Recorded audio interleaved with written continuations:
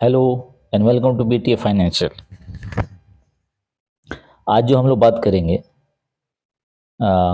इस गिरी हुई मार्केट में बहुत सारे अच्छे अच्छे स्टॉक्स हैं जो अच्छे वैल्यू ऑफर कर रहे हैं। उन्हीं में से मैंने 4-5 स्टॉक्स की स्टडी की है और वही अपनी स्टडी आपके साथ शेयर कर रहा हूँ। मैं किसी को बाई सेल का रिकमेंडेशन नहीं दे रहा हूँ, जस्ट एक स्टडी जो मैंने किया वही आपके साथ शेयर कर रहा हूँ।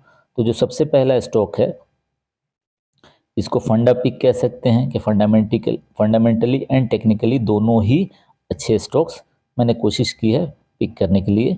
अब पहला जो हमारा स्टॉक्स है रिलायंस इंडस्ट्रीज है।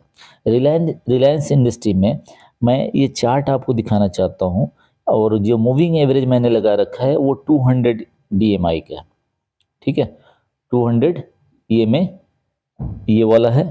अब यहाँ पे जो देखिएगा आप, ये 2020, यहाँ पे 2020 में एक बार इसने टच किया था, फिर वापस चला गया।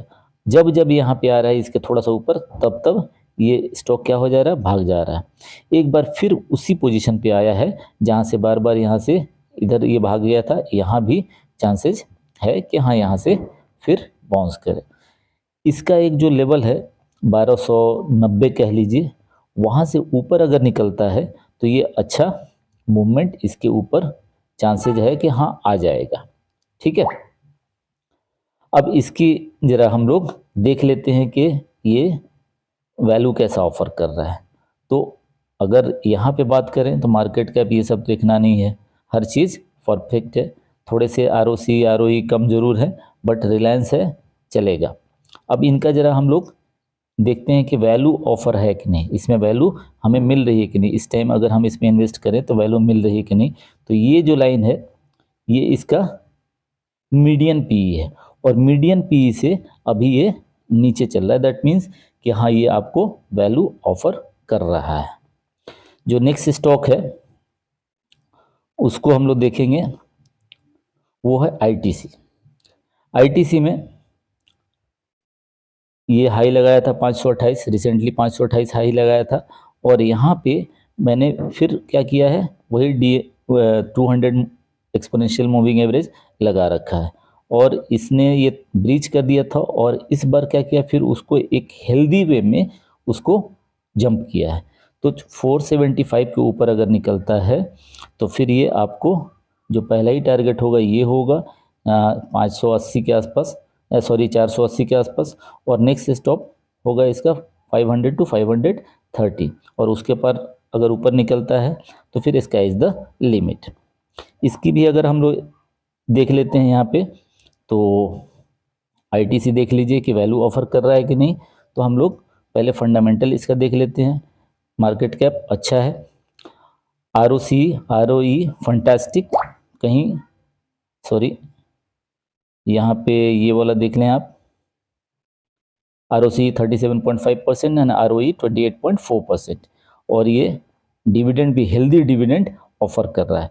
तो फंडामेंटली साउंड है, इसीलिए मैंने फंडा टेक कहा, मतलब फंडामेंटली भी अच्छा और टेक्निकली भी अच्छा। अब इनकी वैल्यूएशन देख लेते हैं कि अभी कैसे वैल्यू पे ये ऑफर कर रहा है। तो उसके लिए हमें PE रेशियो देखना होता है। थोड़ा सा महंगा दिख रहा है, जो दिख रहा है ओपन डोमेन में है, ये आप भी देख सकते हैं, मैं भी देख रहा हूँ। लेकिन स्टॉक की फंडामेंटल देखें तो काफ़ी स्ट्रॉन्ग है और इनका जो बिजनेस मॉड्यूल है वो भी मुझे काफ़ी अच्छा लगता है। इसलिए मैं इस स्टॉक में बहुत ही पॉजिटिव हमेशा से रहा हूँ, अभी भी इसमें मैं पॉजिटिव ही हूँ। नेक्स्ट स्टॉक देखते हैं SBI। बहुत ही अच्छा स्टॉक, कोई इसमें दो राय नहीं है। ये भी देखिए मूविंग एवरेज एक्सपोनेंशियल के 200 पे बार बार बार बार यहाँ पे टच करके भाग जा रहा है। इस बार फिर क्या किया है, ये वापस फिर वहीं पे टच करके फिर वापस जंप कर गया। अब ये जो लेवल होगा ना हमारा, यानी 818 प्रिसाइजली 820 मान लीजिए, अगर इसके ऊपर ये सस्टेन करता है तो फिर पहला ही ये आपका 860 और 900, इस स्टॉक में वो दम है कि हाँ 900 क्या उससे कहीं ऊपर जाने का इसमें दम है, बस टाइम देने की ज़रूरत है। इनका भी हम लोग देख लेते हैं कि क्या हाल है इनका। SBI India, SBIN state bank of India, market cap बहुत अच्छा, ROC ROE थोड़े से ROE 20% के आसपास होता तो और अच्छा होता, लेकिन 17% कम नहीं है। ROCE कम है क्योंकि बैंकिंग का स्टॉक है, तो ROCE कम होता है। डिविडेंड भी एक हेल्दी डिविडेंड देता है, मार्केट कैप भी अच्छा मार्केट कैप है, तो फंडामेंटली यहाँ से हमें अच्छा दिख रहा है। अब इसका वैल्यूएशन देख लेते हैं कि वैल्यूएशन कहाँ पे है। अब देखिए यहाँ पे किसी ज़माने में ये कहाँ पे था, यहाँ पे, ठीक है।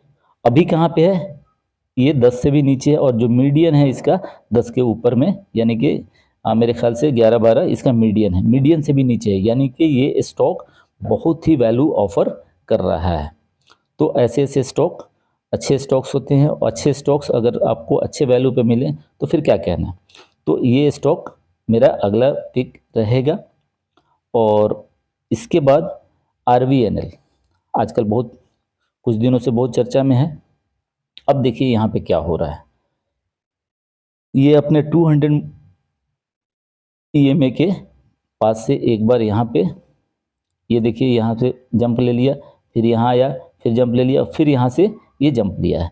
तो एक अच्छा वाला ये एक लेवल भी बन रहा है, वो कितना है 425, और ये स्टॉक कहाँ से करेक्ट किया है, 640 से करेक्ट करके अभी 420-25 पे अवेलेबल है। तो अच्छा वाला स्टॉक है, अच्छा खासा यहाँ से लेके यहाँ तक करेक्ट भी कर गया है, तो इसमें वैल्यू मुझे दिख रहा है। यहाँ देख लेते हैं कि क्या फंडामेंटली ये भी वो वैल्यू ऑफर कर रहा है क्या। तो उसके लिए हमें ये RVNL 87,613 करोड़ के मार्केट कैप है, डिविडेंड आधा % देता है, ROCE 18% है, ROE 20% है, ख़राब नहीं है, ठीक ठाक है। अब इनका वैल्यूएशन देखते हैं कि वैल्यू क्या ऑफर कर रहा है क्या। तो वैल्यू में अगर हम देखते हैं तो वैल्यू वाइज उतना बढ़िया नहीं है, लेकिन इसका जो बिजनेस मॉड्यूल है, इसमें जितने ऑर्डर जिस बेस पे मिल रहे हैं कि जितने रेलवे कंपनी हैं उसमें ये ठीक ठाक है। अगर सबसे बढ़िया क्या है तो IRCTC मेरे लिए सबसे अच्छा है, लेकिन ये भी है कि हाँ ये अच्छा भागने की क्षमता रखता है। एक और स्टॉक है जो मेरे ये में है, वो है टाटा पावर। अब टाटा पावर के चार्ट अगर देखेंगे तो ये कई बार, अगर चार्ट आप देखें यहाँ पे देख लीजिए, आपके सामने है चार्ट, जब जब ये 400 के आसपास आता है तब तब क्या कर जा रहा है, बाउंस कर जा रहा है। जब जब 400 के पास आ रहा है बाउंस कर जा, इस बार फिर यहाँ से ये बाउंस किया, और यहीं पे इसका क्या है 200 मूविंग एवरेज एक्सपोनेंशियल यहीं पे कहीं पे है। तो यानी कि अगर कल इसके ऊपर ये निकलता है, यहाँ पे आप ये रख ले, ये 200 मूविंग एवरेज के ऊपर तो है ही, अगर कल यहाँ से ये, और थोड़ा सा इसको नीचे कर लीजिए, ये वाले पॉइंट ये वाला पॉइंट, तो 415-16 के ऊपर अगर निकलता है तो फिर ये पॉइंट, और इसकी जो कैरेक्टर है जो पिछली बार देखा गया है कि यहाँ से ये जा रहा है, यहाँ से ये आ रहा है, फिर यहाँ से ये जा रहा है, फिर यहाँ से ये आ रहा है, यानी 400 से लेके 460-65 तक ये जा रहा है। तो ये एक इसकी चाल है, अगेन ये अपने सपोर्ट लेवल पे है, तो यहाँ से हमें 450-60-65 तक देखने को मिल सकता है। बहुत ही अच्छा स्टॉक है। इसका फंडामेंटल देख लेते हैं कि हाँ फंडामेंटली ये स्ट्रॉन्ग है कि नहीं। तो टाटा पावर 1,32,207 करोड़ की ये मार्केट कैप वाली कंपनी है। और क्या क्या ऑफर कर रहे हैं भाई, तो ये हमें लगभग आधा % का डिविडेंड भी ये करता है। ROCE जरूर थोड़ा सा कम है, ROE भी कम है, लेकिन स्टॉक वाइज अच्छा स्कोप है। अगर किसी का विजन लंबा है तो अच्छा स्टॉक है। वैल्यूएशन देख लेते हैं कि इनका वैल्यूएशन क्या है। तो वैल्यूएशन भी किसी टाइम में ये देखिए कहाँ तक था इसका P, ये लगभग 53 तक था, इसका मीडियन है आपका यहाँ पे, और अभी लगभग उसके आसपास में मिल रहा है। तो वैल्यू वाइज भी इसको अच्छा कहेंगे, ख़राब नहीं कहेंगे। यहाँ से इधर तक का ये इसमें ये रखता है। प्लस ये जो स्टॉक है इसका थीम भी बहुत अच्छा है, यानी कि लॉन्ग रन के लिए ये अच्छा एक बेट है। चाहे तो आप इसको स्टडी कर सकते हैं। तो ये मेरा रहा 4-5 स्टॉक का स्टडी, आप इसको अपना स्टडी कर सकते हैं। आगे फिर मिलते हैं कुछ दूसरे वीडियो में कुछ दूसरी स्टडी के साथ। तब तक के लिए good night and take care.